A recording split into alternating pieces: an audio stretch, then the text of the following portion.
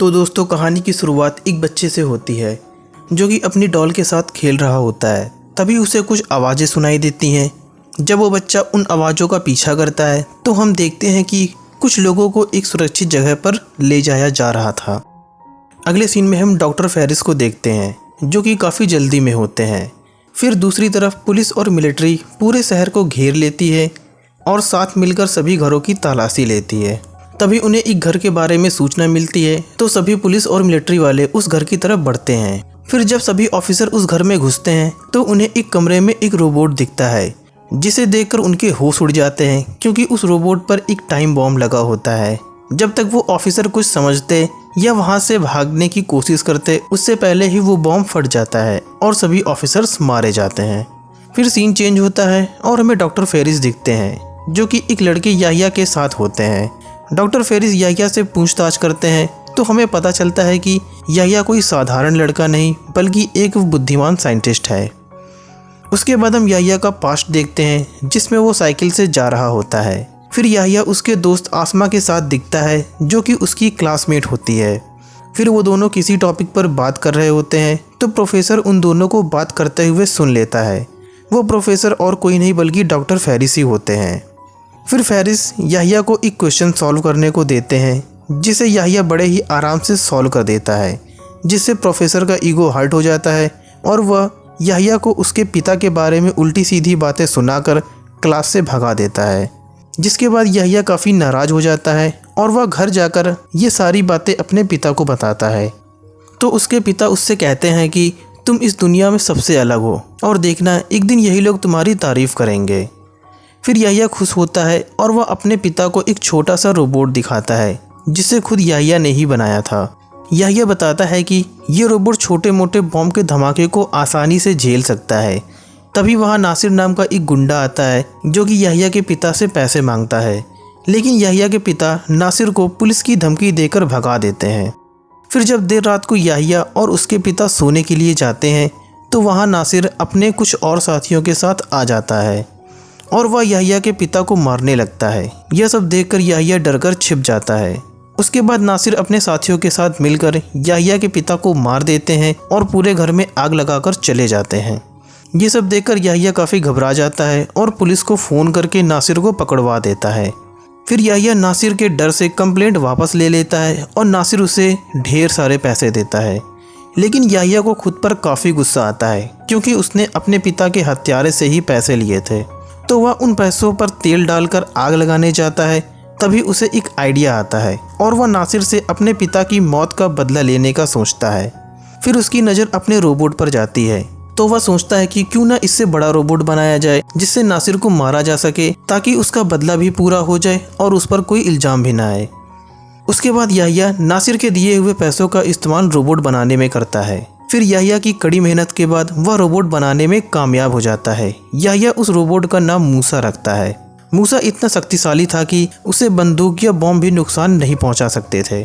दूसरे सीन में याहिया नासिर का पीछा करता है और उसके अड्डे पर पहुंच जाता है जहां नासिर के वही साथी होते हैं जिन्होंने याहिया के पिता को मारने में उसका साथ दिया था।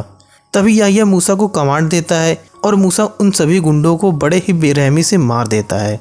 तभी एक ऑटो ड्राइवर मूसा का वीडियो बना लेता है, लेकिन मूसा उससे कुछ नहीं करता क्योंकि वह ऑटो ड्राइवर निर्दोष था।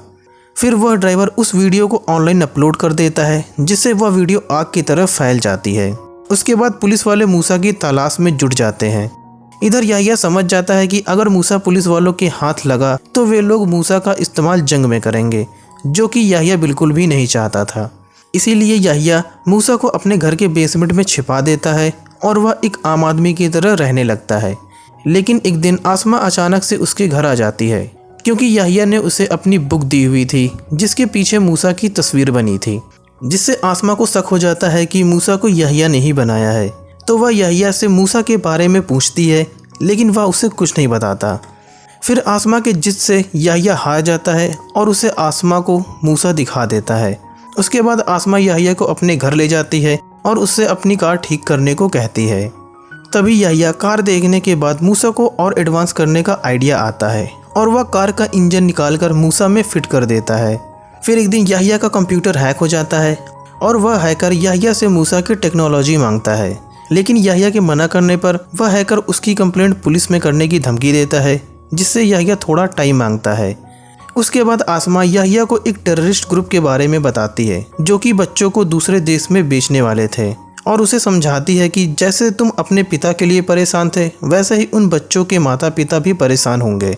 तब याहिया आसमा की बात मान जाता है और वह मूसा को लेकर उन टेररिस्ट के अड्डे पर पहुंच जाता है। फिर मूसा उन सभी को मारने लगता है, लेकिन एक आदमी के पास RPG मिसाइल होती है जिसके वार से मूसा को काफी डैमेज हो जाता है, लेकिन फिर भी मूसा किसी तरह उन सभी को मारकर बच्चों को बचा लेता है। तभी वहां लगे कैमरे में से पुलिस वालों को मूसा की तस्वीर मिल जाती है, जिससे पुलिस को उसे ढूंढने में काफी मदद मिलती है। दूसरी तरफ याहिया मूसा को बुरे लोगों को खत्म करने को कहता है, जिससे धीरे धीरे मूसा वहां के लोगों के लिए हीरो बन जाता है।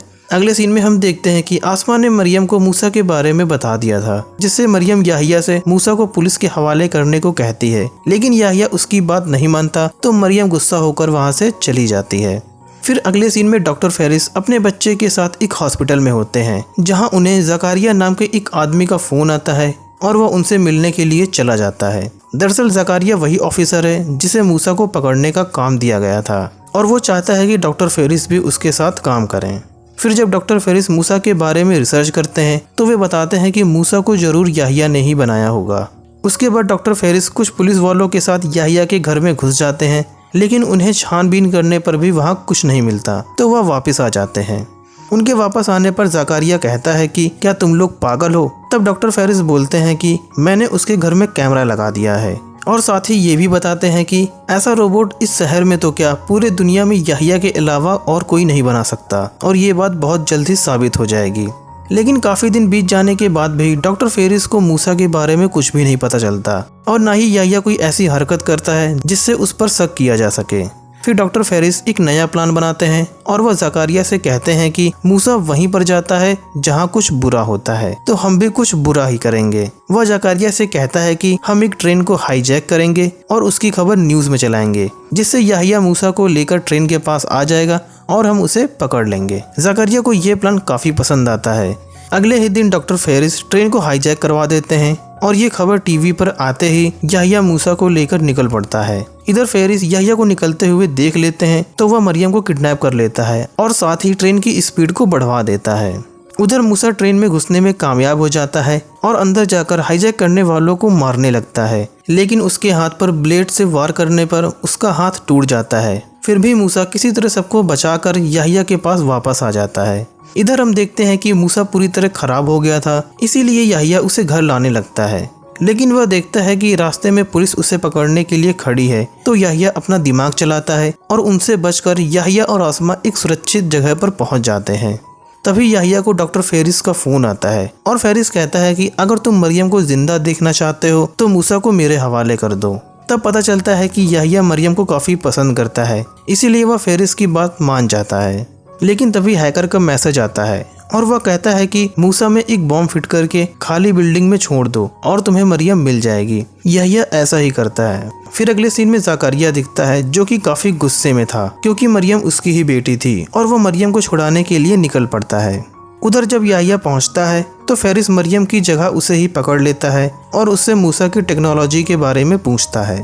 जैसे ही याहिया टेक्नोलॉजी के बारे में बताने जाता है, तभी वहाँ जकारिया की टीम आ जाती है, जिसके बाद डॉक्टर फेरिस वहाँ से भाग जाता है और याहिया भी वहाँ से बचकर सुरक्षित जगह पर पहुँच जाता है। फिर याहिया को मरियम का फोन आता है और वह कहती है कि तुम वहाँ से निकल जाओ क्योंकि वहाँ पर बॉम्ब लगा है। लेकिन जब तक याहिया वहाँ से बाहर आता तब तक वो बॉम्ब फट जाता है। फिर हमें वो हैकर दिखाया जाता है जो कि मूसा का मदरबोर्ड और मलबे में फंसे याहिया को निकालता है और अपने साथ लेकर चला जाता है। इधर पुलिस डॉक्टर फेरिस को गिरफ्तार कर लेती है और यहीं पर कहानी खत्म हो जाती है। वीडियो अच्छी लगी हो तो वीडियो को लाइक करें और ऐसे ही मज़ेदार वीडियोस के लिए चैनल को भी जरूर सब्सक्राइब करें। तो मिलते हैं अगली वीडियो में।